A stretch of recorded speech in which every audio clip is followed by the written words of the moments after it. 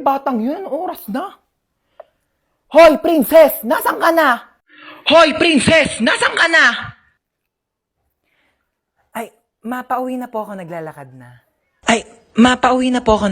na. Bata ka, anong oras na? Ano, wala kang plano umuwi? Bata ka, anong oras na? Ano, wala kang plano umuwi? Kaya nga ako bumili ng pasalubong mo.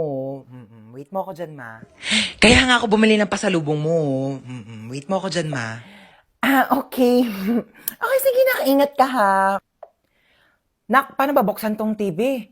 Manonood ako ng teleserye, dali nagsisimula na. Nak, paano ba buksan tong TV? Manonood ako ng teleserye, dali nagsisimula na. Pindutin mo lang yung red button, ma. Pindutin mo lang yung red button, ma. Nak, saan dito naman? Kay dami naman ng pula dito, hindi naman gumagana. Nak, saan dito naman? Kay dami naman ng pula dito, hindi naman gumagana. Yung sa may taas banda, Yung sa may taas banda. bumaba ka nga dito! Bumaba ka nga dito! Eto na po. Tignan mo, oh, nakakaawa yung bata. Nagtatrabaho na siya agad. Dapat nag-aaral pa yan eh. Kaya ikaw, napakaswerte mong bata ka. Pero nag-aaral naman ako. Nag-aaral tapos 0 sa quiz. Magbasa-basa ka nga ng libro mo doon. Kunin ko yung cellphone mo eh. Uy ma, useful na kaya ang cellphone ngayon. Tignan mo, meron na tayong Buzz app.